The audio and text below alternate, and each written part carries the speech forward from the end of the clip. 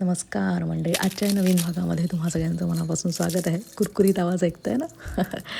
तर मंडळी काय सांगू तुम्हाला, अजूनही इकडे जो स्ट्रॉमचा बर्फ झाला होता तो गेलेला नाही आहे. थंडी भरपूर प्रमाणात आहे आणि त्यामुळे शाळांना सुट्ट्या आहेच आहे आणि त्यामुळे घरात बसून बराच कंटाळा आलेला असतो. थोडेसे दैनंदिन कार्यक्रम काही गोष्टी सुरू झालेल्या आहेत, त्यामुळे त्याचा काही काळजी नाही आहे. पण थंडीचा कंटाळा एकंदरीत आलेलाच आहे आणि मग त्यावेळेला गरम, ताजं आणि कधी खूप झटपटीत पण खावंसं वाटतं. तर चटपटीत खाण्याचाच प्रकार आज मी घेऊन आलेले आहे. कुरकुरीत आवाजावरनं आणि या सजावटीवरनं तुम्हाला लक्षात आलंच असेल. हा पदार्थ एकदम मस्त चमचमीत चटपटीत आहे आणि तो आहे खस्ता चाट. हा खस्ता चाटचा प्रकार विदर्भ बाजूला किंवा अमरावती वगैरे साईडला खूप मोठ्या प्रमाणात मिळतो आणि ही खूप खासियत आहे की जुन्या टपऱ्यांवर मिळणारा हा खास पदार्थ आहे, जो खूप फेमस आहे आणि मस्त लागणारा पदार्थ आहे आणि खूप व्हेरिएशननी आपण हा खाऊ शकतो. आणि त्यामुळे जर घरी हा असा छान बनवला आपण, तर तो त्याच्यातला शुद्धपणा पण मिळतो आपल्याला आणि भरपूर प्रमाणात चाट खाता येतं. तर असा चाटचा प्रकार आज आपण करणार आहे. त्याच्यासाठी 1 कप मी मैदा घेतलेला आहे, 1/3 कप बारीक रवा घेतलेला आहे आणि 1/4 कप तांदळाचं पीठ घेतलं आहे. रवा थोडासा कमी जास्त इकडे तिकडे करू शकता. चवीपुरतं मीठ घालायचं आणि थोडंसं तेल घालून याला आधी एकदम एकत्र करून घ्यायचं आहे हाताने असं चोळून. मैद्याच्या ऐवजी, म्हणजे मैदा तुम्हाला चालत आवडत नसेल तर तुम्ही त्याच्याऐवजी गव्हाचं पीठ पण करून हे करू शकता, खस्ते.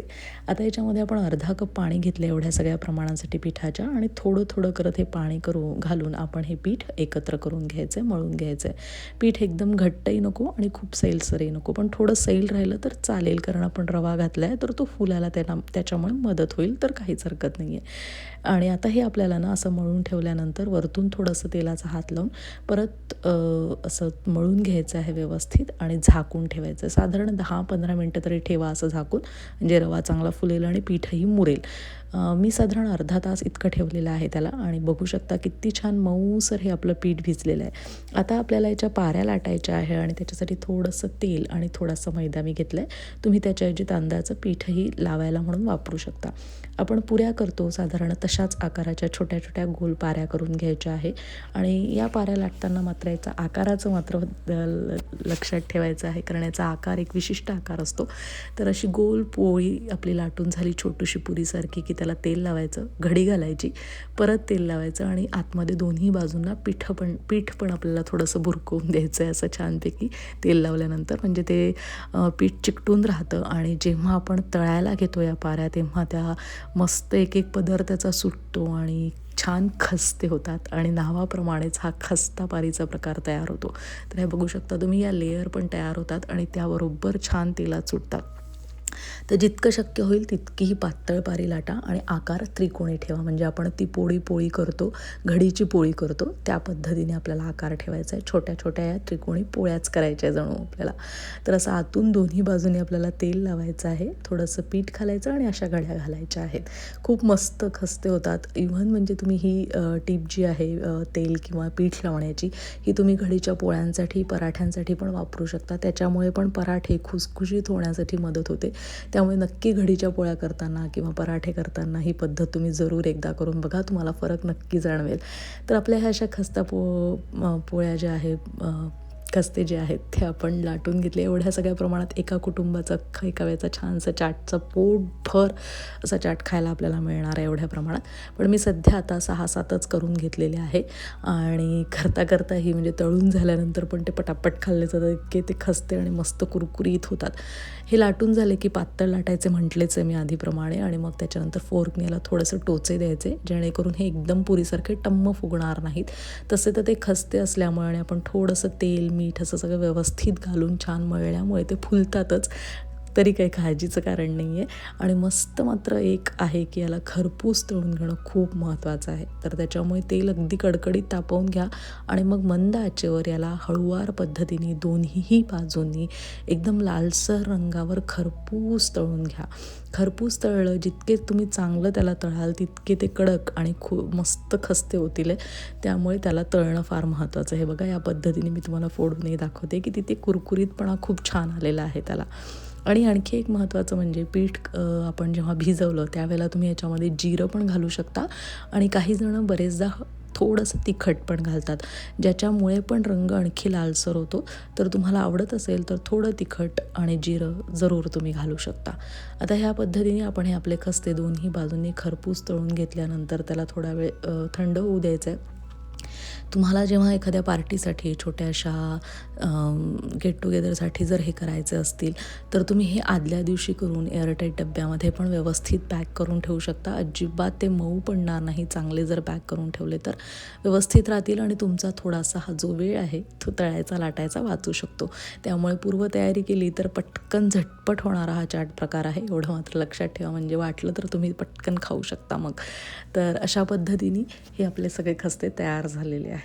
आणि त्यानंतर आता आपण याला कसं खायचं ते पण मी तुम्हाला सांगणार आहे. कारण ही खस्ता चाट खाण्याची पद्धत वेगवेगळ्या ठिकाणी वेगवेगळ्या पद्धतीने खाल्ले जातात.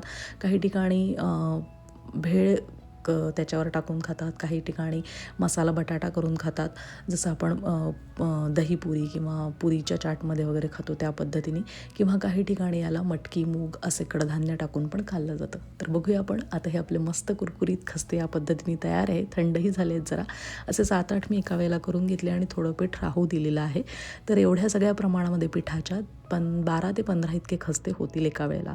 तसे हे कुरकुरीत खस्ते तयार झाल्यानंतर आपण ते कसे असेंबल करायचे किंवा चाटची काय पद्धत आहे ती आता बघणार आहे. चाटसाठी साधारण जे पदार्थ किंवा जे घटक लागतात ते थोडेफार आपल्या घरामध्ये असतातच. तर तेच घेऊन मी आज हे खस्ता चाट आपण करूयात. तर याच्यासाठी साधारण मी दही घेतलेलं आहे आणि कांदा, टोमॅटो, कोथिंबीर हे जसं सगळं आपल्याला लागतं चाटसाठी ते सगळं करून घ्यायचं आहे आपल्याला. अर्थातच चिंचेची चटणी आणि हिरवी चटणी पण याच्यासाठी खूप मस्त आहे. डाळिंबाचे दाणे मी घेतलेले आहे आणि थोडंसं तिखट, चाट मसाला असं सगळं आपण घेणार आहे. तर हा अख्खाच्या अख्खा खस्ता असा घेतला जातो आणि त्याच्यावर आता आपण चिंचेची चटणी घालणार आहे, आंबट गोड. ही माझ्याकडं आधीच होती त्यामुळे तीच वापरते आहे मी. आणि हिरवी चटणी घालते आहे. चिंचेची चटणी तुम्ही विकतची पण घालू शकता. चिंचेचा सॉस मिळतो तोही वापरू शकता. याच्यामध्ये मी थोडंसं जिरेपूड, तिखट आणि मीठ पण घालणार आणि थोडंसं चाट मसाला पण घालणार आहे की जेणेकरून एकदम अगदी चटपटीत आणखी होईल. थोडा कांदा, डाळिंबाचे दाणे ही सगळी रंगसंगती एकदम मस्त चाटला जे आवश्यक असतात ते सगळे घटक घालायचे. आणि याच्यामध्ये यावेळेला मी थोडंसं फरसाण आणि म्हणजे सुकी भेळ असते ना त्या पद्धतीने मुरमुरे आणि फरसाण घालून हा खस्ता यावेळेला मी केलेला आहे.